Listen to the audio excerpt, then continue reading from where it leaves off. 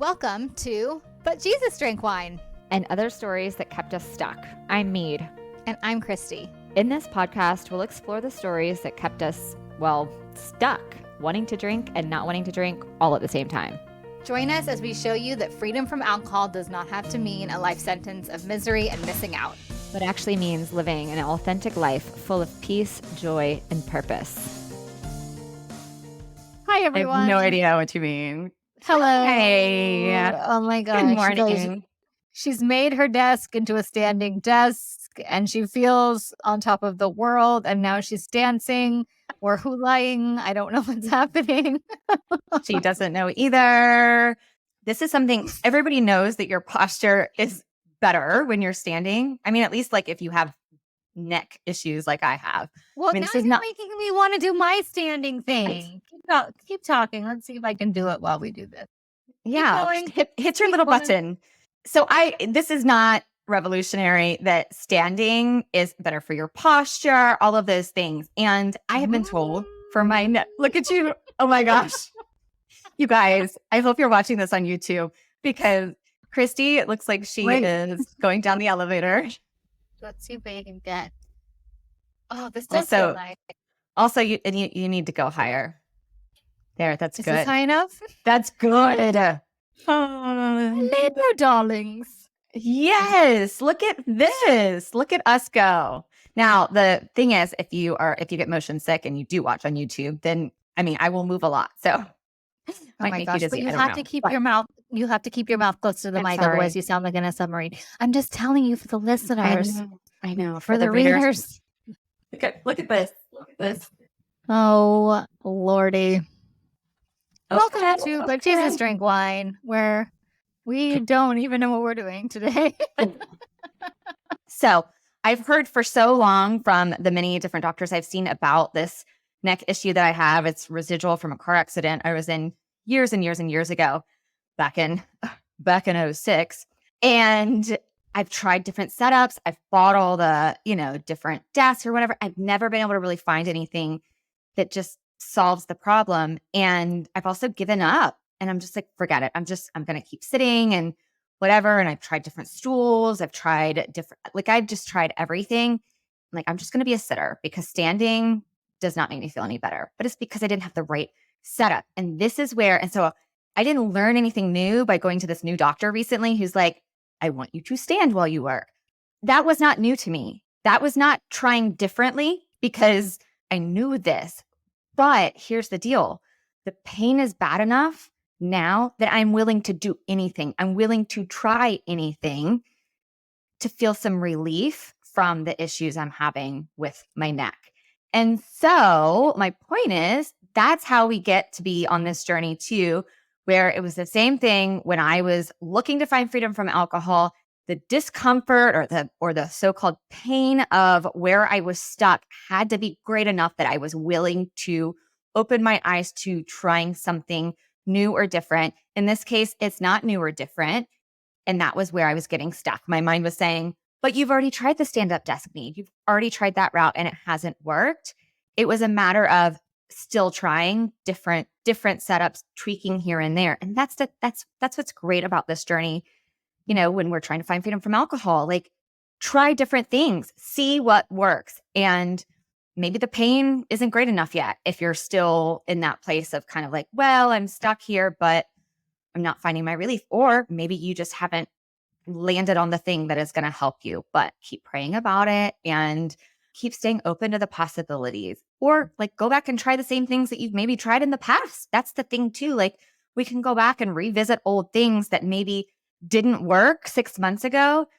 They may work for you now because you are different now. And as long as we have that curiosity and that experimental mindset, as long as we're willing to ask the questions do I like this? Does this help me? What am I trying to achieve by this ridiculous setup? I should take a picture and share it with our readers because my setup is ridiculous. But guess what?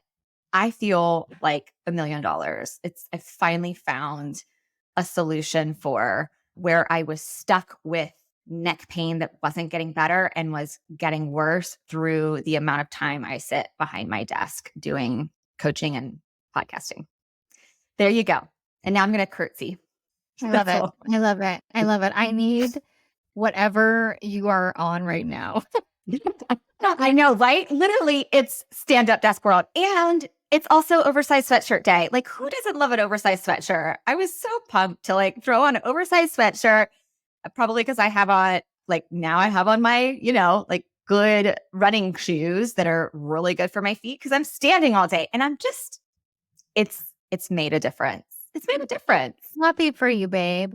I do feel bad for all the people that are going to watch this on YouTube because I'm going to do this the whole time, which means I'm going to be bopping around doing weird things with my microphone. So It might be a disaster. I have a problem with, because Ella, when she was a bambini, she had reflux. And so like I had to constantly like bop back and forth with her. Same. And I now go to dinner parties and I can't, like, I literally rock back and forth all the time. I bounce like I have a baby on my hip still. Like, Yeah. Yes, totally. That is so funny. I do the exact same thing. And I never thought about it as being connected to the reflux, but all three of mine, well, two of the three really badly had reflux. I wonder, it's just a constant. It bounce. wasn't necessarily like a thing to get the reflux to go away. It was just in the beginning, before I knew it was reflux, she would be screaming. And so I would just be constantly trying to rock her back and forth. No. But yeah. She was unhappy because she had reflux. So you would try and soothe her by bouncing, which is what I did a lot too. Interesting. What are we talking about today? I know, right? Now that we've just like wasted all this time. Precious We time. haven't wasted. This is good. You're right. Chat about standing up your deskies. Yeah, right? And like finding new openings for change, for possibilities. So I am not an anti-alcohol evangelist by any means. You're not an anti-alcohol evangelist by any means. We talk a lot about this. We are here to inspire hope for people who feel stuck with this, in the drinking cycle. We are here to inspire curiosity for your journey wherever you are related to alcohol or anything else, as a Christian woman or as a Jesus curious woman or whatever. We don't have answers. We don't have solutions. Like I'm not here to like tell you to do something my way or to be the authority on any of these things. In that, I think sometimes I can be less bold in how I really feel about certain controversial topics, like the topic of traditional programming and, the disease narrative of alcoholism. I tend to, our other episode was pretty fiery, I think. Although we said that a lot, and then Chris listened to it and he was like, you guys said it was really spicy like 100 times and it wasn't that spicy. So I think that we're just used to putting ourselves maybe into this conversation. And at least I am on social media. I've gotten a lot of hate anytime I talk about kind of this topic. And so I think maybe we were thinking we were being more spicy than we were, but like, that's good. It depends on who you're talking to, right? And that's the thing. If you talk to somebody that only knows traditional programming and has been told that the only way to find freedom and by the way, there's never any actual hope. And actually there's actually not even freedom, right? I was gonna say that's a lie. It's an illusion. It's just not death, basically. You have to declare the fact that you are diseased. You have to declare that you're an alcoholic. You have to go to meetings for the rest of your life. The disease is doing push-ups in the parking lot waiting for you if you basically fall. And if you have another drink, you're going to die. That is the general consensus of every single client that has been through AA, that has landed in a Zoom box in front of me. And so I think that the people that get really offended by when we talk about this stuff is people that truly believe that is the only way. Yeah. And that there is no other way to freedom and that there is no other hope, Yeah, no, you're exactly right. It depends on the audience. A little plug for the community that we have coming up. This is what's going to be great about joining a community with our listeners is that we get to know most of them, I would assume, fall into the gray area drinking camp like we did. But maybe there are some out there that are listening that have that traditional programming as their only way to so-called quote unquote, freedom. What I just want to say, like, it doesn't have to be that way. Like, it doesn't have to be that way. Our beliefs shape our behaviors.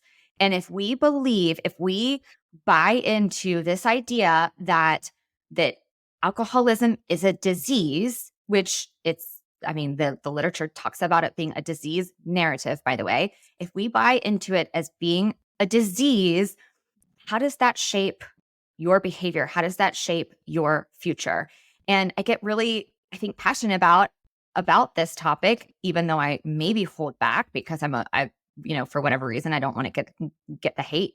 But at the same time, I'm kind of like, I'm sick of pussyfooting around it, Christy. I'm sick of dancing around it because I feel very passionately about the fact that it doesn't have to be that way. What this was kind of prompted by, like, the only way to get the so-called disease of alcoholism is to drink alcohol. Like, you cannot get that disease. Say it again. The only way to get this so-called disease of alcoholism is by drinking alcohol. You cannot become an alcoholic without, I'm doing air quotes, alcoholic, right? Without drinking alcohol. So why then, if the substance is the catalyst for this so-called disease, why are we putting the blame on people for having it? And how does that keep us stuck? Like, you cannot get this disease. You cannot catch this thing without drinking alcohol. Alcohol is an addictive substance. I don't even like the label of addict. Like, if you want to put the label of addict on somebody, how does that allow them to show up in this world? What if they take on that label of addict, and so they're, maybe it's a self-diagnosed label as addict, or maybe someone has told them that they are an addict, or whatever. How does believing that you are an addict have you showing up in the world as if there's something wrong with you when there's not? These are addictive substances. Alcohol is the only drug that we separate out from drugs and we blame the person for. I know. It's wild. The thing that I always say that is just hits home for me is, like, you can't get a blood test. There's no diagnostic. Yeah. Any sort of test. You can't spit on anything. You can't pee in anything. None of it's going to tell you whether you're an alcoholic or not. Like, right. That's just, it's right. It's not. It's totally and completely subjective. And I've had so many clients that have gone to their doctors and said, this is how much I'm drinking. I don't know if it's manageable. And the doctor's like, it sounds fine to me. Keep going. And then that person has the green light to keep going. And this was actually like a really big theme of all the lovely, like, fireside chats we had at my retreat this weekend, of just like women not knowing that there's another way, that there is this, like, men too, but you were with women. Yeah, totally. And that goes hand in hand with, like, feeling like if you do have a drink when you're trying not to, that it is this moral failure, that you are doing something wrong. And it's like, no, like, this is years and years and years and years of conditioning on top of drinking a highly addictive substance. And we're supposed to keep it cute, and we're supposed to, like, make it look fine. But heaven forbid we drink too much. And if we do, we need to get that under control. Yeah. But you can't go so far as to label yourself. Like, you can't go as far as this, like, alcoholic zone, whatever, because then you have a problem, and then you are destined to a life of missing out and misery. And as we talk about all the time, there is a magical third door. Yes. Responding to the heartfelt requests from you, our wonderful, wonderful listeners, for a deeper sense of community, we are so excited to introduce y'all to the But Jesus Drink Wine community. Get ready to be part of an exclusive experience where you'll join a sisterhood of kindred spirits on a transformative journey of faith, sobriety, and personal growth. You'll gain access to our private community, a place where deep connections can flourish among women who share your aspirations of strengthening faith in Christ and breaking free from alcohol. But wait, there's more. We'll host regular connection calls to facilitate fellowship with like-minded gals, no matter where you stand on your alcohol or faith journey. Whether you're seasoned or just curious, you are very warmly welcomed here. Prepare to be inspired by guest expert sessions and engaging Q&As that explore the essential topics for your sobriety, faith, and holistic wellness journey.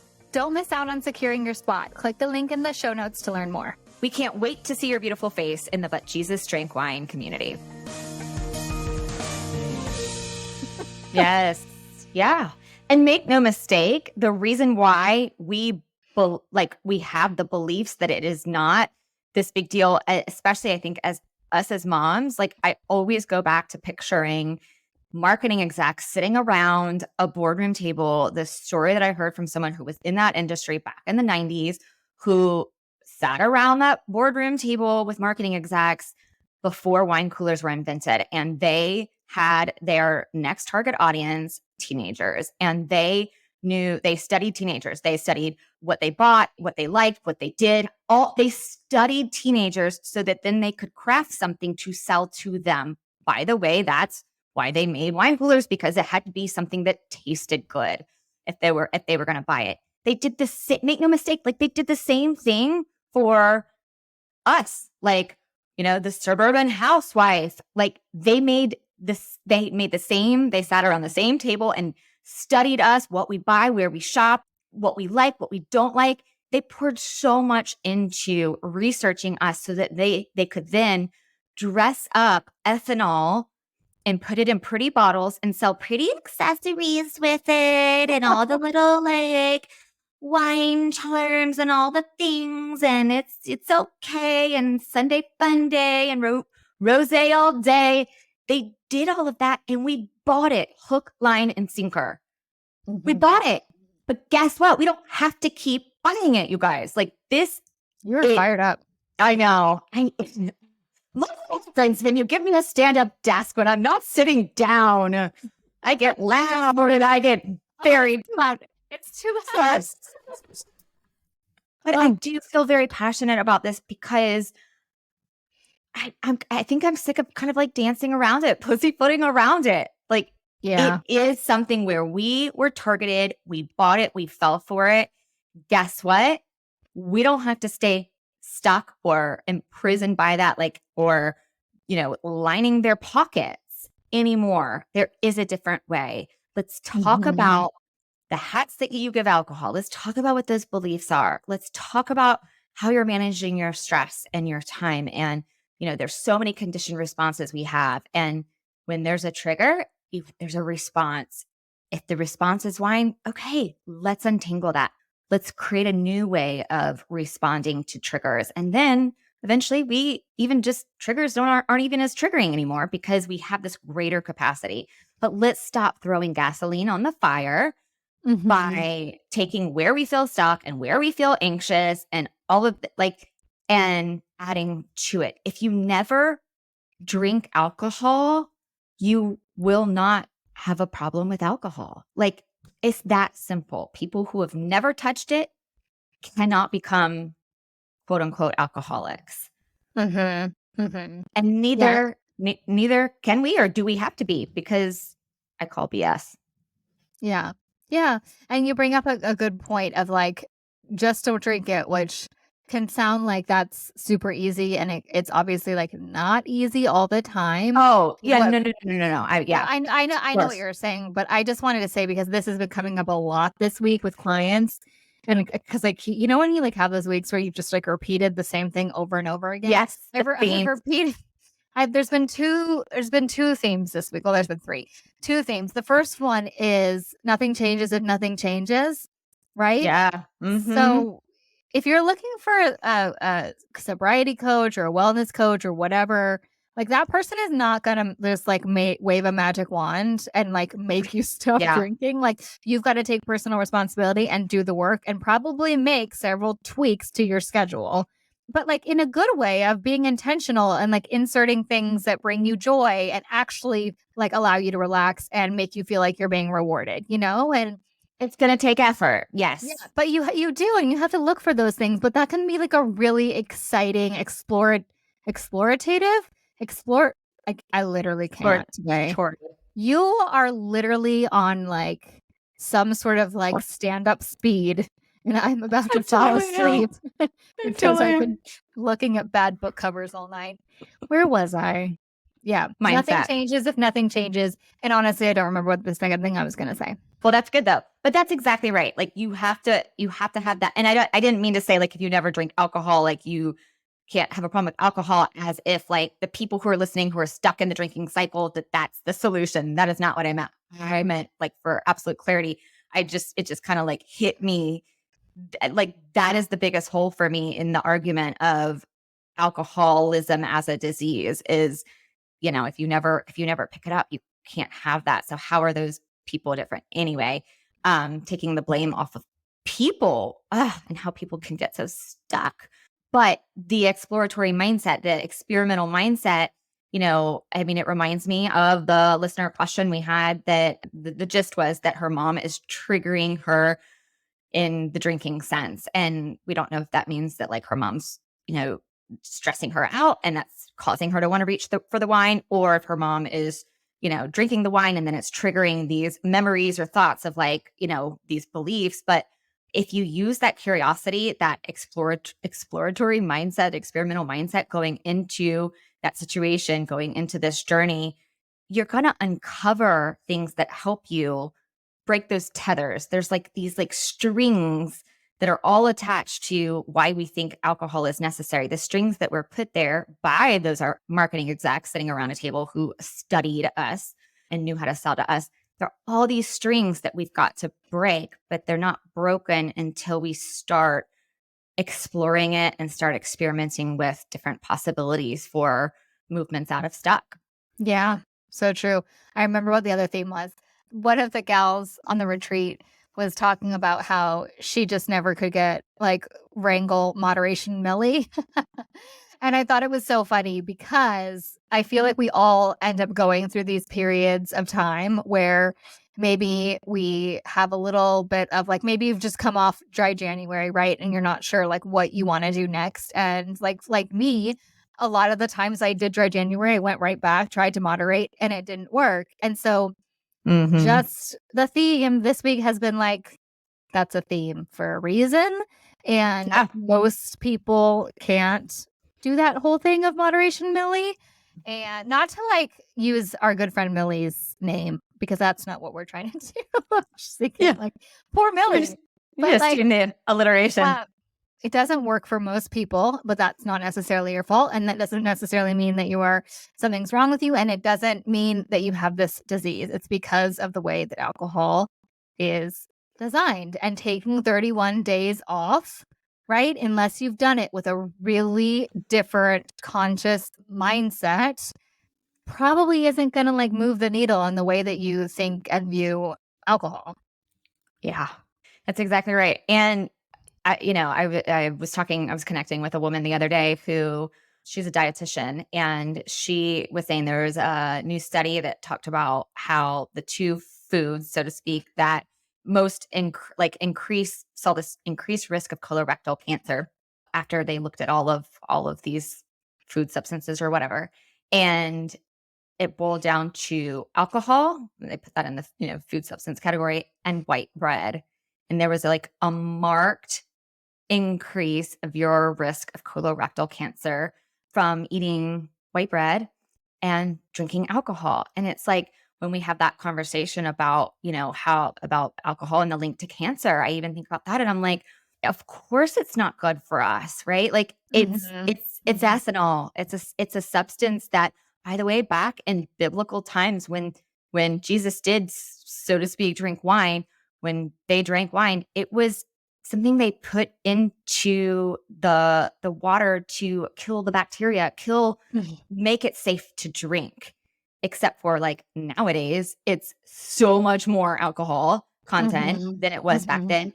And if it's enough to kill bacteria so that you didn't get sick back in those days, like think about how we're putting, of course, think about what that's doing to our insides. Yeah. Wasn't there like a whole thing just after COVID that like there was a giant alcohol plant, like not, I don't know. They were using basically like wine that hadn't been drunk and they were like turning it into hand sanitizer and stuff like during COVID somehow. Or maybe it was some sort of spirits. I don't know. But yeah, like to your point, it literally disinfects things and fuels cars. And this is the other thing that I have been fired up about too. I keep hearing this whole, and this is from people that don't drink a lot or, don't have a regular, they have a healthy relationship, quote unquote.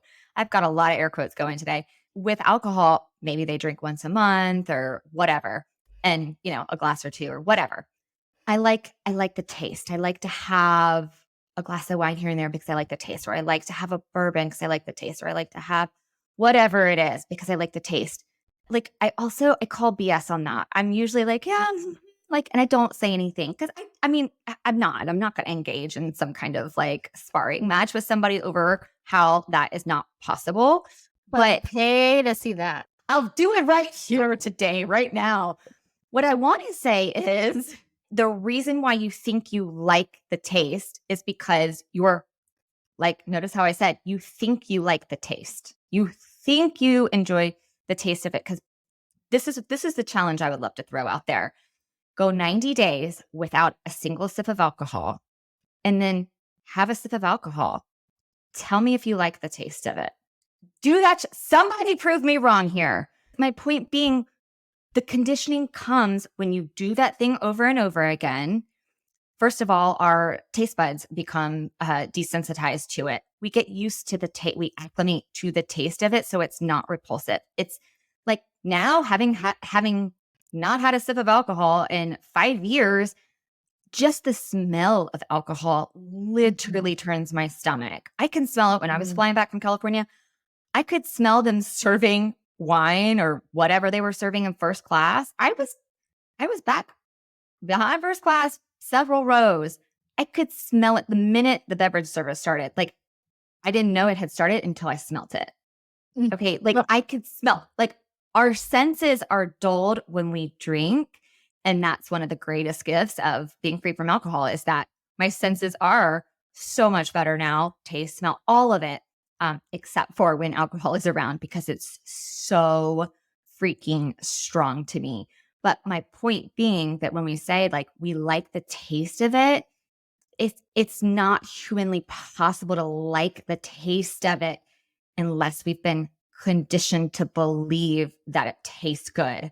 Because all of us have started at whatever point, the first time we smelled it, the first time we tasted it. Find me someone who can actually remember their first time of loving it. I would still even say that wasn't even there was something about that experience that was fun or good or beneficial or enjoyable that made you believe that you enjoyed the taste of it. It comes back to our thinking. So I also get very I don't spar with people over that one, but I really want to call BS on that too. It's a conditioned response. If you never drink alcohol, you will not like the taste of alcohol. But the more you drink it, the more desensitized you are to it, and you form the belief and everything that goes around with it. So anyway, all right, sorry, tangent over. No, I love it. I love it. I love it. We covered a lot of ground today. Oh my gosh. Do we have fired up? Yeah, let's hit them with a Tiny Tina. Try one new thing, whether you're stuck in the drinking cycle, you feel stuck in the drinking cycle, try one new way of approaching this stuck situation you're in, whether, telling a friend about it, whether it's journaling about it after this, whether it's just after this going how do I feel? And, this was a fiery episode. Okay. How do I feel having listened to this episode about all of what was just said? Do I feel like I want to spar mead? It's okay if you do. Great. Let's keep talking about this. That curiosity, the point being the curiosity that comes from that, and the trying new. Just like I tried a new setup with my desk. I've tried the stand-up desk a million different ways. And finally I was like, you know what? I am so desperate for relief. whatever this doctor tells me to do, I will do and I will try. And that's the same thing that we find in our with our coaching, relationships. Sometimes it takes, like, we can give you suggestions. We throw the ball to you, but it's up to you to take it and run with it. Is that how the sports thing works? Hey, maybe today's the day where you're like, okay, I don't want to be stuck anymore. Try one tiny new action. All right, ladies, we'll see you next Monday. Thanks for coming. Thank you so much for joining us again this week. You can find all of our episodes at butjesusdrankwine.com, and make sure you follow us over on the gram at Love Life Sober with Christy and Mead at I'm Not Sober, I'm Free. To learn more about what we do, you can visit our websites at meadhollandshirley.com and lovelifesober.com. Take a screenshot of this podcast and share it with a friend or two. And don't forget to subscribe so you don't have to worry about missing a single episode. And if you love what we're doing, please leave us a review on Apple or Spotify. This helps more women who are feeling stuck and alone in the overdrinking cycle to find hope and encouragement. Thanks, ladies. We so appreciate you. We'll see you next week.